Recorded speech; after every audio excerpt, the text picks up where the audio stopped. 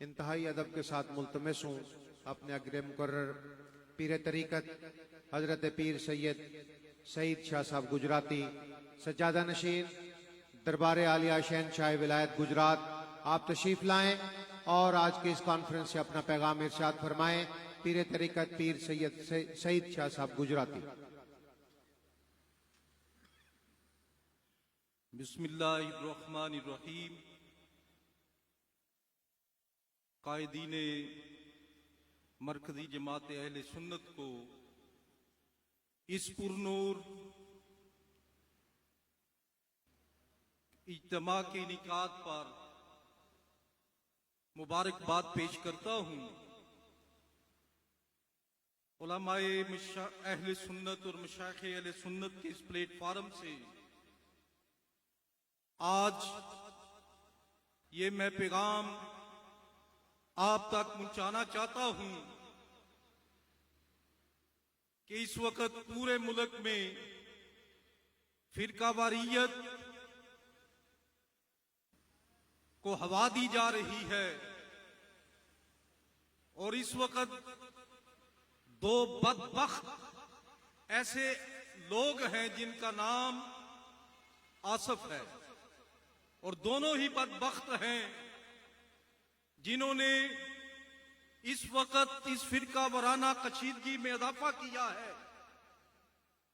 मैं समझता हूं कि हजरत पीर सैयद मुनव्वर हुसैन शाह साहब जमाती, हजरत पीर सैयद इरफान शाह साहब मशहदी ने वो टीका लगाया है जिससे खारजियत और नासबियत के जरासीम जो हैं वो अल्हम्दुलिल्लाह अहले सुन्नत से हमेशा के लिए खत्म हो जाएंगे। और इससे पहले राफजियत को खत्म करने के लिए भी आपकी गिरां कदर खिदमात हैं।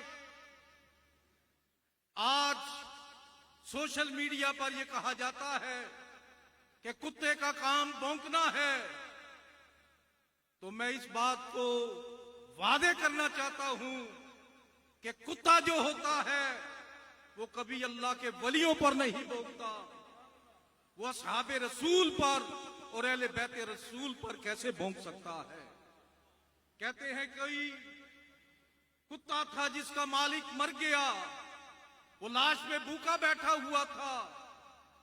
किसी ने कुत्ते से कहा कि वो लाश पे आका की है मरता, होटल की तरफ जा कि गदा भी है कोई चीज। ये सुनकर कुत्ते ने जवाब दिया, समझो ये जहालत या तासब, लेकिन मेरे लिए वफा भी है कोई चीज। तो मैं समझता हूं जो अहले बैत अत्हार की शान में भौंके वो कुत्ते से भी बदतर है, जो असहाबे रसूल की शान में भौंके वो कुत्ते से भी बदतर है। और आपने देखा कि दो आसफ, एक अहले बैत अत्हार की शान में गुस्ताखियां करता है, उसकी बॉडी लैंग्वेज को देखो। हम तो अदब वाले लोग हैं, निस्बत वाले लोग हैं, और अहले सुन्नत जो है उनकी रगों में अदब और निस्बत भरी हुई है।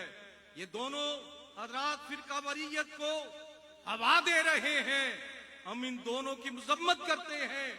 बाद लोग कहते हैं उनका नजरिया ये है, बाद लोगों ने कहा उनकी नीयत ये ना थी। तो मैं कहता हूं अपनी नीयत को भी ठीक कर लो, अपने नजरिए को भी ठीक कर लो, अपनी नीयत को भी ठीक कर लो, वगरना हम तुम्हारी इस कफियत को ठीक कर देंगे।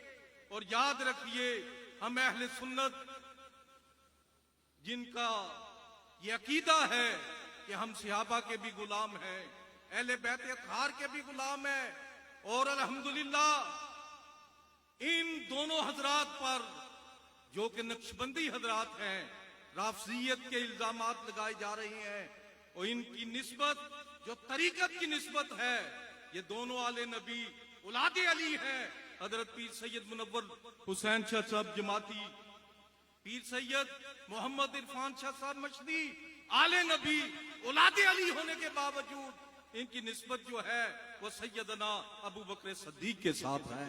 कौन सैयदना अबू बकर सद्दीक? याद रखिए, जिनकी शान में ऐसे अल्फाज कहेंगे जो आज से 1450 साल पहले किसी ने जुर्रत नहीं की। हजरत सैयदना अबू बकर सद्दीक की जात वो जात है जिन्होंने मेरे आका को अपने कंधों पर उठाया है। आज एक जानवर जिस पर हजरत इमाम अली मकाम हजरत इमाम हुसैन ने सवारी की, तुम उसका एहतराम करते हो। और जालिमों, सैयदना अबू बकर सद्दीक वो जात है जिन्होंने सैयदुल अंबिया के कंधों पर उठाया है। गारे सोर में जब आप थक गए, अर्ज की हजूर आप तशरीफ लाए, दाया कदम दाएं कंधे पर, बायां कदम बाएं कंधे पर रखा।